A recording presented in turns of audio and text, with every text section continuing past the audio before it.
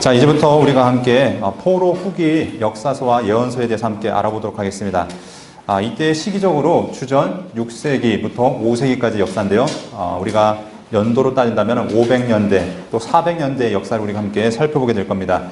이때도 하나님께서 이스라엘 백성들 가운데 특별히 이때는 이스라엘이라는 나라보다는 유다 족속이라는 나라가 남아있었죠. 유다 지파라고 불려지는 이 대상들이 남아있었는데 하나님께서 이때 이스라엘 백성들을 향해서 유다 지파를 향해서 어떤 일들을 행하셨는지 우리가 이 일들을 살펴보기 원합니다. 그래서 우리가 크게 큰 주제를 무엇을 얘기했냐면 역사를 주관하신 하나님이라는 이제 주제로 이 5세기, 6세기의 역사를 함께 살펴보도록 하겠습니다. 우리가 지금까지 보았던 구약 성경의 요약이죠. 그래서 창세기부터 또 우리 말라기까지 역사를 보면 각각 그 나라, 이스라엘이라는 나라가 홀로 단독으로 존재했던 것이 아니라 각 주변 나라들과 관계 속에 있었다는 걸 우리가 알 수 있습니다. 기본적으로 여러분들이 알고 있는 이스라엘 바로 주변에는 뭐 블레셋부터 해서 모압, 암몬, 또 아람부터 해서 여러 나라들이 있었고요. 좀 더 크게 보면 밑에는 큰 애굽이 있었고요. 또 북쪽으로는 아수르라는 나라가 있었고 또 서쪽으로는 바벨론이라는 그런 나라들도 있었던 걸 보게 됩니다. 이것들이 성경과 이런 나라들이 성경과 어떻게 관계 맺었는지 먼저 창세기 출애굽기는 애굽이라는 강대국과 밀접한 관계가 있었던 걸 보게 되고요. 특별히 이제 여호수아 사사기에서는 가나안 국가, 그 중에서도 블레셋과의 밀접한 관계가 있었던 걸 우리가 살펴볼 수 있습니다. 열왕기로 들어가면 이제 아람이라는 나라가 등장하고 후반부로 가면 아수르라는 나라가 등장했던 것 여러분들 다 기억하시죠? 그래서 여러분들 낯선 이름들이 많이 등장해서 여러분들 머리를 복잡하게 했던 것들 바로 어제만 해도 그랬었죠. 자, 그리고 바벨론이라는 나라가 등장해서 이때 이제 포로에 끌려갈 때 그 무렵에는 바로 이 바벨론이라는 나라가 강대국이 돼서 약 70년간 세계를 지배했던 것을 보게 됩니다. 이때를 배경으로 했던 책들이 바로 열왕기야 뒤편 또는 역대기 뒤편부터 해서 에스겔, 다니엘, 예레미야 이런 나라들이 다 이 바벨론이라는 나라와 관계 맺고 있던 걸 보게 됩니다. 이제부터 제가 보게 될 나라는 페르시아라는 나라입니다. 바벨론이 망하고 5세기, 6세기에는 페르시아라는 나라가 전 세계를 주도하기 시작하는데 그럼 이 페르시아 또 성경에서 뭐라고 하냐면 메대와 바사 이런 표현을 하죠. 메대는 메디아 또 페르시아는 바사 이런 표현으로 하는데 이렇게 이 나라와 관계되어진 구약 성경이 총 7권이 있습니다. 7권, 6권까지는 알겠는데 한 권은 뭘까요? 다니엘서도 바로 이 포로 후기와 연관이 되었죠. 바벨론의 이 다니엘이 초기에 끌려갔지만 메대 왕이었던 다리오가 통치할 때까지 또 메대와 바사 시대까지 남아있던 것을 볼 때 총 7권의 책, 그래서 에스라, 니에미야, 에스더, 학개, 스가랴, 말라기 그리고 다니엘 총 7권의 책이 바로 5세기, 6세기 역사 가운데 연결되어진 책을 보게 됩니다. 뒤에 이제 헬라 시대 다니엘서에서는 등장을 하지만 성경이 쓰여지지는 않았습니다. 여러분 잘 알고 있는 알렉산더가 33살에 죽고 나서 이 나라가 쪼개져서 이제 각각 또 세력들이 퍼져나간 것들을 보게 되는데 자, 우리가 이야기하는 성경에서 이야기할 때는 이 시대를 신구약 중간기라고 얘기하는 걸 보게 됩니다. 그래서 페르시아부터 로마 사이에 약 400년의 시간, 그래서 이때는 역사적으로 많은 위인들이 많이 태어났었죠. 철학가들과 또 종교 사상가들, 그래서 여러분들 잘 아시는 소크라테스부터 해서 아리스토텔레스, 또 여러분 부처도 이때 태어났었고 다양한 사람들이 이 시대를 수놓고 있는 것들을 보게 됩니다. 자, 그러면 우리가 먼저 바벨론을 보게 되면은 바벨론은 신바벨로니아 제국과 구바벨로니아 제국이 있죠. 그런데 우리가 느부갓네살 하면은 바벨로니아 제국을 이야기하고 있습니다. 왕들 보면 별로 많지도 않습니다.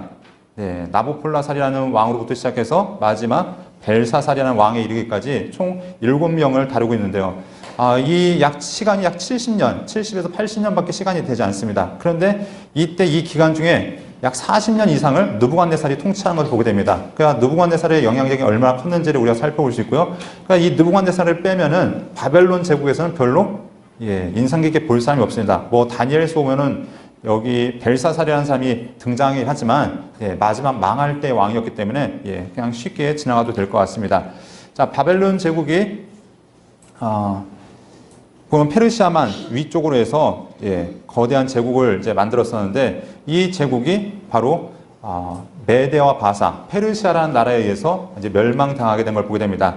그래서 이 바사라고 부르는 페르시아 제국이 이제 이 단지 중동 지역만 다스린 것이 아니라 소아시아를 넘어서 애국까지 그리고 더 넘어서는 그 그리스 본토까지 끊임없이 공격했던 것들을 여러분 알 수 있습니다. 그 여러분 유명한 전쟁이 있죠. 마라톤 전쟁. 마라톤 전쟁 같은 경우도 바로 다리오 1세라고 이야기하는 성경 여러분들이 아시는 학계 스가랴에 나오는 그 다리오 왕이 바로 그 마라톤 전쟁의 주역인 걸 보게 됩니다. 예, 주전 490년도에 있었던 전쟁인 것을 우리가 알 수 있고요. 또 여러분들 잘 아시는 아하수에로, 또 역사 이름은 크세르크세스라고 불리는 그 사람이 주도했던 영화 300의 배경들, 이것도 여러분들이 기억하시면 성경의 내용을 좀 더 풍성하게 알 수 있을 것 같습니다. 이렇게 해서 페르시아 제국이 저 인도부터 저 소아시아를 넘어서 유럽까지 그 나라를 확장했던 것을 우리가 보게 됩니다. 자, 그러면 배경을 알기 위해서는 왕들의 역사를 좀 알아야 됩니다. 왜냐하면 우리 포로 후기의 역사는 그 왕들과 직접적인 연관들이 있기 때문에, 예를 들면은 여러분들 아시는 에스라, 어떤 왕과 관계되어 있죠? 아닥사스다. 자, 에스더, 아하수에로, 또 수룹바벨, 고레스, 뭐 이렇게 각각 왕들이 알아야 여러분들이 이 성경을 이해하실 때 좀 더 풍성하게 이해할 수 있기 때문에 이 왕들의 역사를 간단하게 한번 살펴보도록 하겠습니다. 여기 보면은 메데와 페르시아라고 하는데, 당시에는 메디아라는 나라가 저 지금의 중동 북쪽에 이제 위치하고 있었습니다. 그때 강대국은 이제 아수르라는 강대국이 있었는데, 아수르가 점점 쇠퇴해 가면서 메데와 바벨론 연합군이 바로 아수르를 완전히 몰아내게 됩니다. 그러면서 메데 왕이었던 아스티아게스라는 왕이 자기 딸을 누구한테 주냐면, 키악사레스라는 왕이 자기 딸을 누구한테 주냐면 느부갓네살한테 딸을 줍니다. 그래서 바로 이 느부갓네살의 딸, 느부갓네살의 부인이 어떤 주인공이냐면, 우리가 바벨론의 공중정원 할 때 이야기하는 그 세계 7대 불가 사이의 주인공이 바로 이 느부갓네살의 부인, 누구냐면 키악세레스의 딸인 것을 알게 되고요. 자, 이제 이 페르시아의 이야기는 아스티아게스부터 이제 출발하기 시작하는 걸 보게 됩니다. 아스티아게스라는 왕이 등장하는데요. 이 왕에게는 아들도 있었고 딸도 있었습니다. 그런데 이 딸이 어느 날 이제 이 딸이 있었는데, 아버지가 이 메대 왕이었죠. 어느 날 꿈을 꿨는데 딸이 소변을 봤는데 이 소변이 전 세계에 막 차고 넘치는 겁니다. 그래서 야, 이게 무슨 꿈이냐? 그래서 당시에 이제 해몽하는 자들을 부릅니다. 여러분 다니엘서에 보면은 느부갓네살 왕도 꿈을 꾸면 부르잖아요. 그것처럼 또 창세기에 보면은 바로 왕도 꿈을 꾸면 이렇게 꿈을 해몽하는 사람을 부르듯이, 이 아스티아게스도 당시에 점성술사 또는 꿈을 해몽하는 이런 사람들을 불러서 묻는 겁니다. 도대체 무슨 일이 때문에 이런 꿈을 꾸게 됐냐 했더니, 네, 공주님에게서 태어날 아이가 전 세계의 위대한 제왕이 될 것입니다. 그랬더니 기분이 상당히 나쁩니다. 왜 내 아들이 아니라 왜 내 딸인데? 왜냐하면 딸은 어차피 시집가면 남이잖아요. 그런데 내 아들에서 낳았으면 좋겠는데 이게 안 된다니까, 네, 그 꿈을 무효화시키기 위해서 시골 동네에 있는 페르시아는 이 메대의 어떤 영주와도 비교될 수 없을 정도로 그냥 조그만 동네 왕이었습니다. 이 페르시아의 캄비세스 1세라는 왕에게 시집을 보냅니다. 그런데 좀 있다가 임신했다는 소식을 들리는데 꿈을 또 한 번 꾸게 됩니다. 그 꿈이 무엇이냐면 딸에게서 포도농풀이 막 뻗어나기 시작하는데 이게 온 세상을 다 휘감아 버리는 겁니다. 그랬더니 야, 이게 또 무슨 꿈이냐 했더니 임금이 지난번 그 꿈이 이 꿈입니다. 그랬더니 안 되겠다 해서 부르죠. 그래서 야, 애는 친정에서 낳아야지 해서 친정에서 데려와서 애를 낳는데, 애를 낳자마자 자기의 충성스러운 신하에게 이제 맡겨버립니다. 야, 처리해. 그랬더니 이 신하가 데려가서 누구한테 맡기냐면 자기 이제 종한테 맡기는 겁니다. 소치기한테 맡겨서 처리해 했더니 아이가 너무 똘똘하고 잘생긴 겁니다. 근데 때마침 자기 부인의 애를 낳다가 애가 죽습니다. 그러니까 애를 바꿔치기 하는 거죠. 또 이제 어떤 역사에 의하면은 이 애가 이제 뭐 숲속에 방치돼서 늑대젖을 먹고 자랐다 이런 이제 전설도 있지만, 일반적으로는 이 소치기가 애를 키웠다라고 얘기합니다. 그러니까 이제 한 시골인지 아닌지 모르지만 소치기의 아들로서 그렇게 자라나는데, 이제 사건이 언제 발생하냐면은 이 고레스라고 부르는 이 아이가 고레스인데 10살이 되었을 때 사건이 발생합니다. 이 아이가 어렸을 때 영특하니까 동네를 휩쓸고 다닙니다. 그러면서 어느 날 골목대장을 하면서 임금님 놀이를 하는데 아이들 모아놓고서 이제 임금 놀이를 하는 겁니다. 내가 왕할 테니까 니네들 신하해. 그런데 한 귀족 아들이 말을 안 듣는다고 엄청 팬 겁니다. 그랬더니 아버지가 얼마나 화가 났던지 임금님한테 고발합니다. 임금님, 이 나라에 이런 일이 있습니다. 저 소치기 아들이 감히 내 아들을 패했습니다. 그래? 한번 데려와봐. 딱 데려왔는데 얼굴을 보니까 어땠습니까? 딱 알아보죠.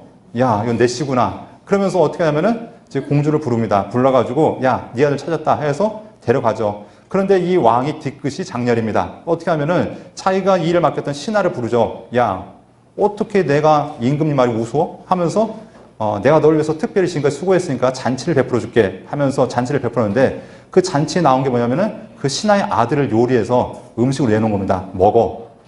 그랬더니 어떻게 합니까? 임금의 명령이니까 먹긴 하는데 그때부터 이제 복수심이 불타는 거죠. 내가 그래도 충성했는데 그거 하나 잘못했다고 날 이렇게 할 수 있어?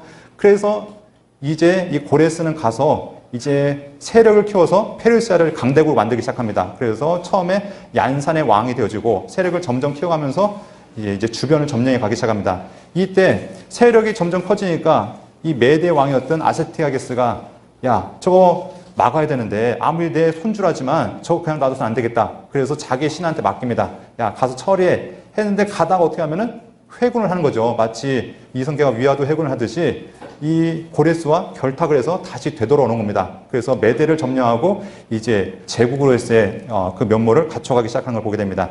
자, 이런 이야기가 이제 페르시아의 초기 역사고요. 그래서 이 고레스가 이 주변을 점점 점령해 가는 가운데 538년에 어디를 점령하냐면 바벨론을 점령합니다. 그러면서 바벨론을 점령하면서 그때 칙령을 내리죠. 그것이 유명한 고레스의 칙령입니다. 여러분들 에스라서에 보도 나오고 역대기 하에바도 나오는 고레스 칙령을 통해서 이스라엘 백성들이 다 이제 귀환할 수 있는 그런 기초가 마련된 걸 보게 됩니다.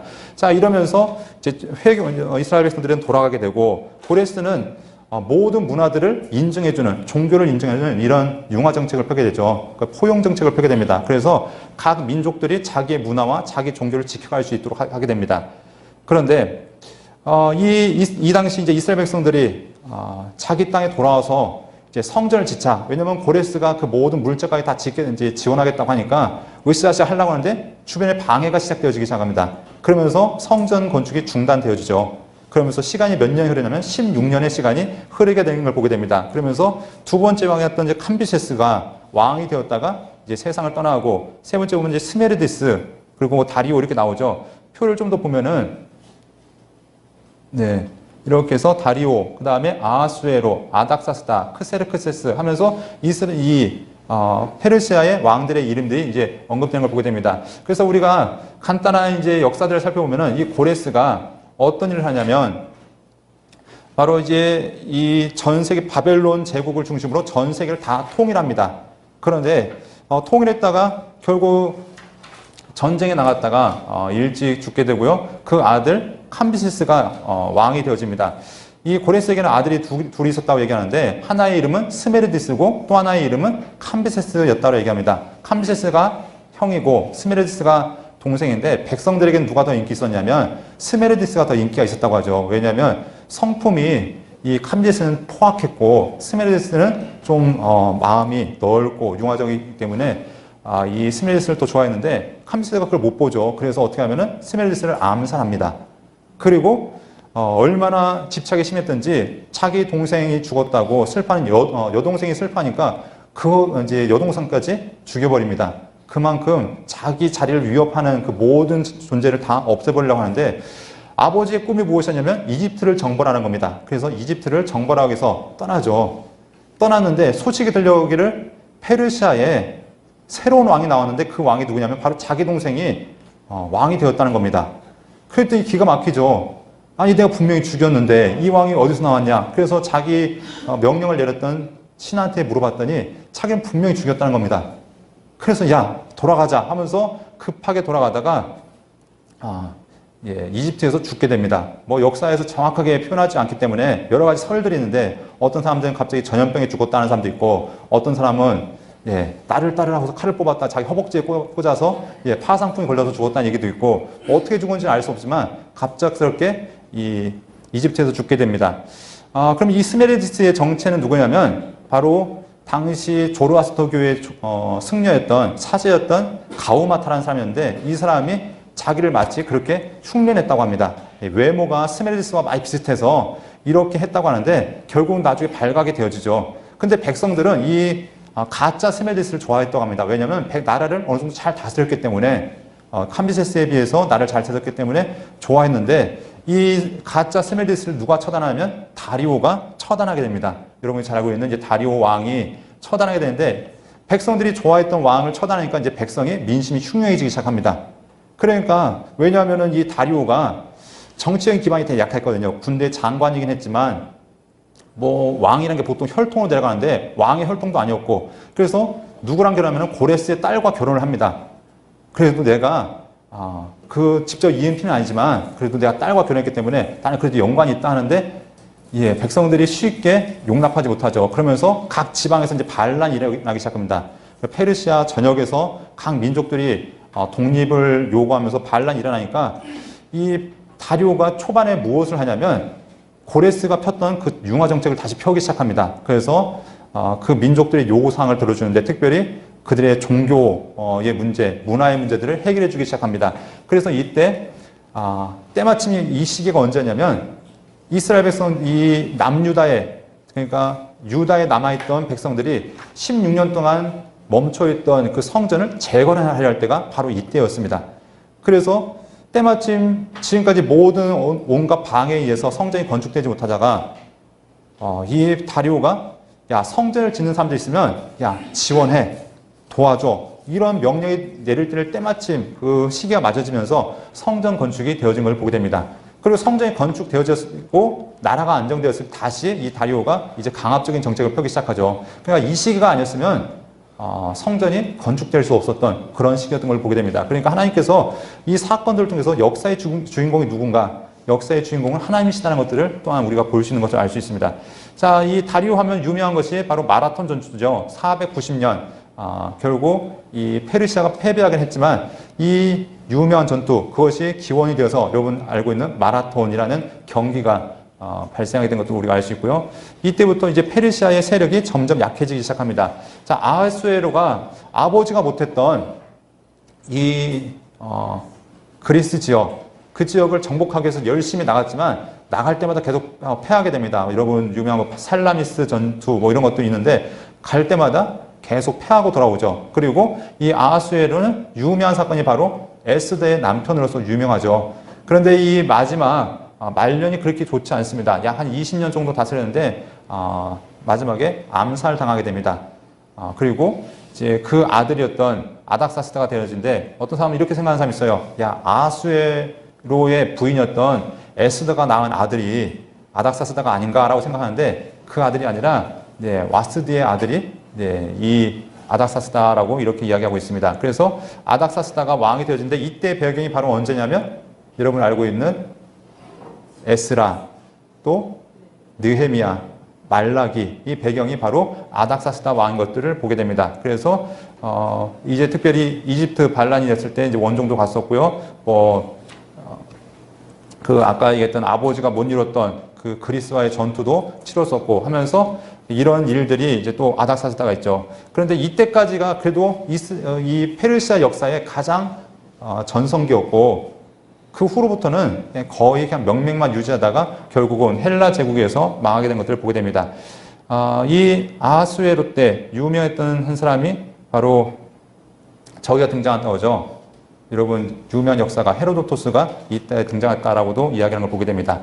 자 이제 이런 이야기들이 있는데 뭐 나머지들은 여러분 교재에 보면은 간단하게 나와 있으니까 참고하시면 될 것 같고요.